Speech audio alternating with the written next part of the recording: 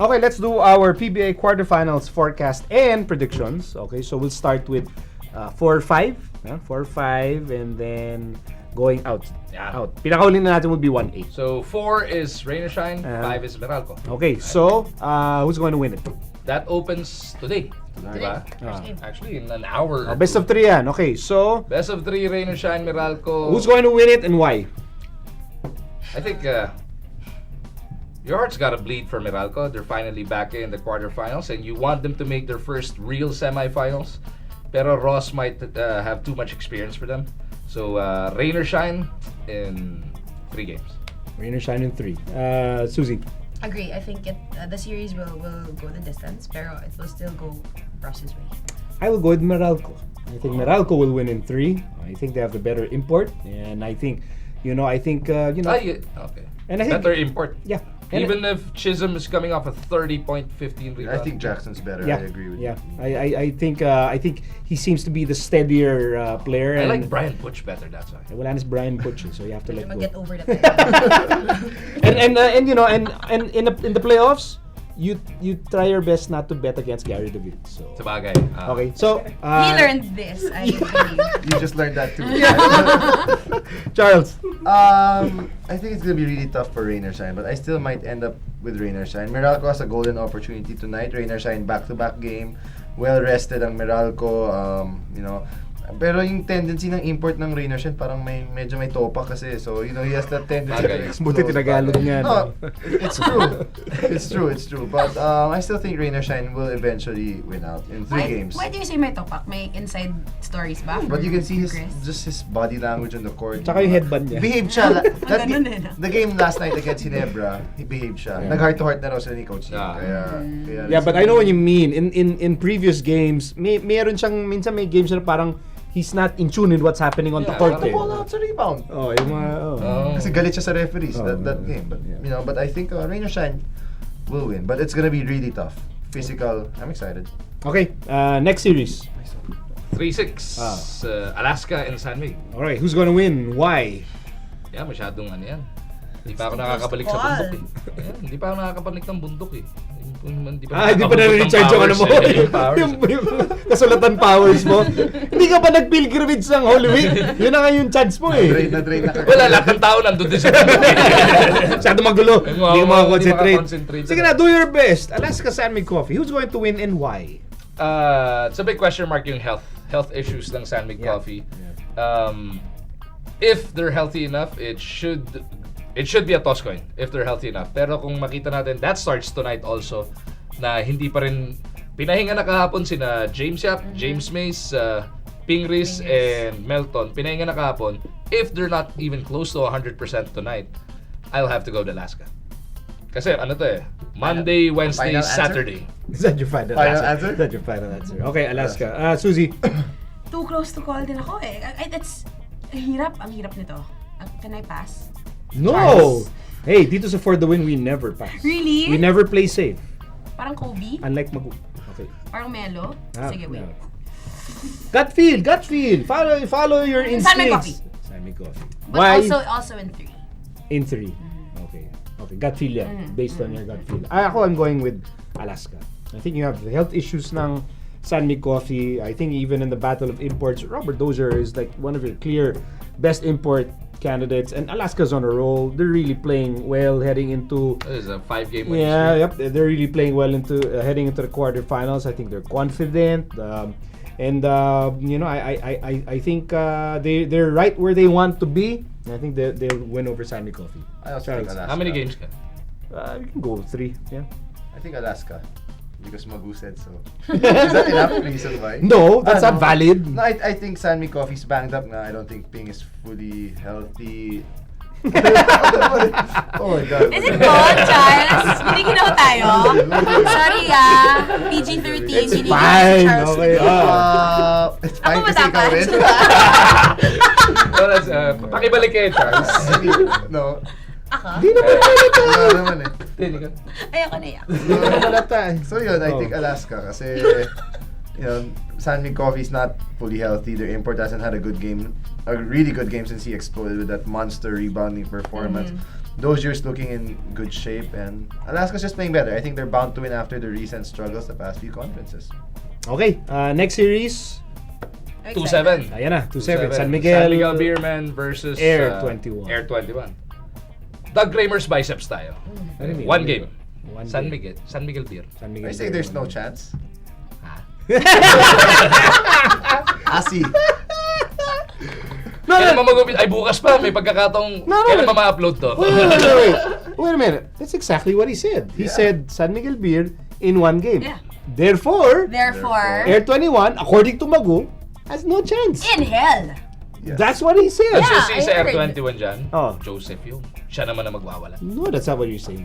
What you're saying is kahit ano gawin ni Joseph Yo, they can't win. That's what he's... Cardona siguro. Isn't that what he said? Yes, that's what I heard. That's what he said. I'll stand by it. San Miguel Beer. Yes! Is this no chance in hell? I can't wait to tweet Wait, this. ano ba? No chance in hell for Air to even win one? I think that's what he said. Ano? Yes. Yeah, wala. As in, Yeah. no chance. Wala talaga eh. Wala Like I pag-asa. can't wait to DM Macma, Oo, no? Parang, Joseph. parang mag-forfeit na lang kayo. Parang yung sabi Yung ni Magu. Sean Anthony, Oo. te-text Baka ko pag si... sa court si Makmak, babato niya yung bola. Kay Mag. Te-text ko si Coach Franz. Oh, and Oji Ibig Minor is sabihin- there. Oji Minor is on Air 21. Ibig sabihin, that! mamamasa si Mac. Yeah. Hindi pa siya tapos. Shots fired. Di ba si Carlos Sharma Air 21 din? Hindi Ah, na, hindi wala na, na. wala na ba? Enrico Villanueva. Enrico! Hindi naglalaro si Enrico. Okay na tayo, Mac, Coach Franz. Ganyan. Oji Minor, kota na. Oji, alam mo, nakita mo ba yung sinabi Boundary na, ni girl. Magu? Ito, pakita pa, panood ko sa'yo. Yan. Okay, Suzy, Air 21, San Miguel.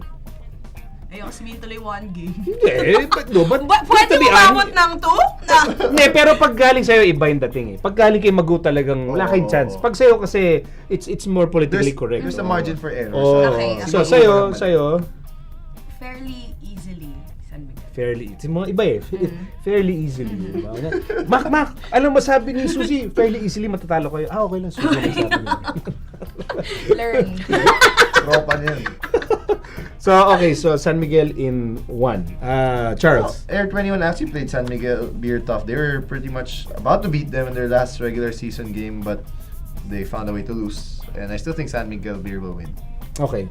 I think Air 21 can push this to 2, but eventually San Miguel will win. Oh, kita nyo na, San Miguel din naman para kayo. Pero sinasabi namin, pwede siya manalong. Alis kami chance, tatlo sinasabi namin they can compete. Ikaw sinasabi mo, wag na sila magpakita. Hindi naman. Sabi niya, di ba forfeit na lang? I'll call Asi later. Remind me. Okay, okay, next. The last one, 1 versus 8. Ooh.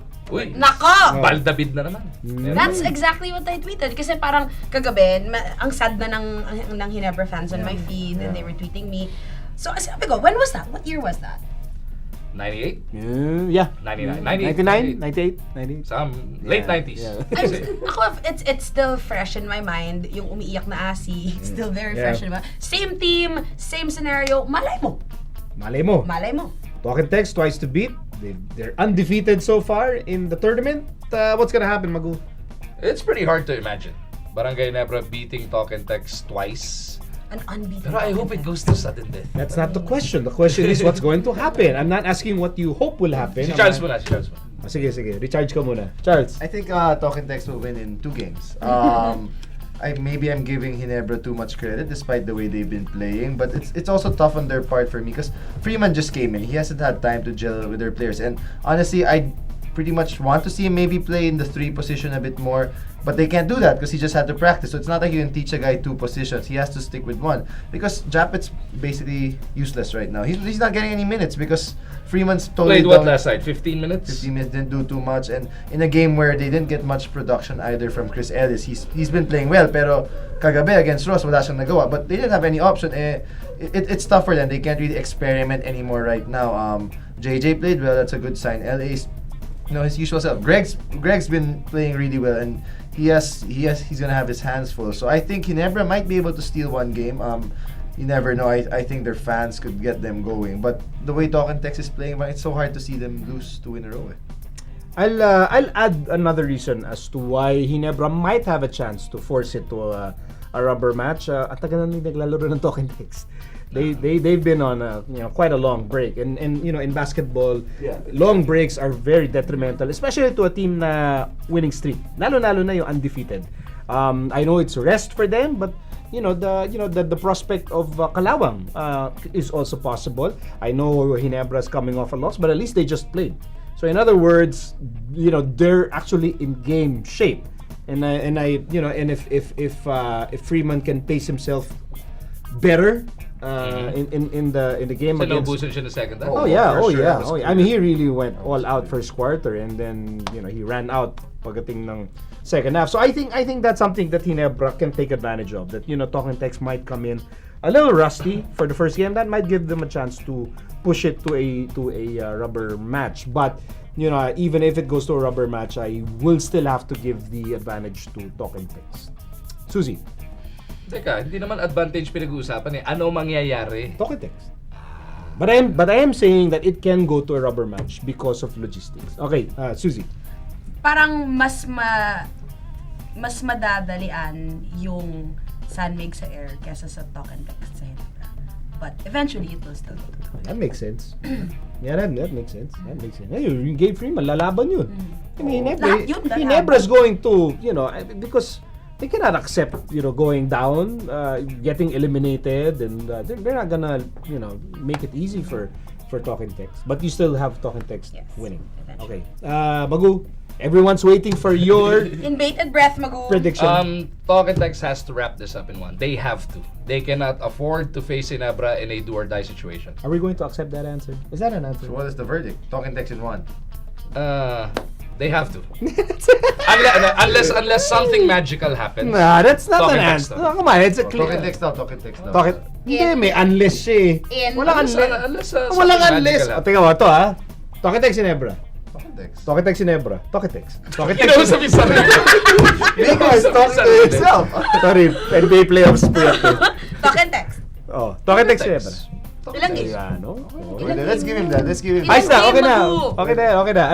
I'll accept that. Accept it. I will accept that, Your Honor. I'll accept it.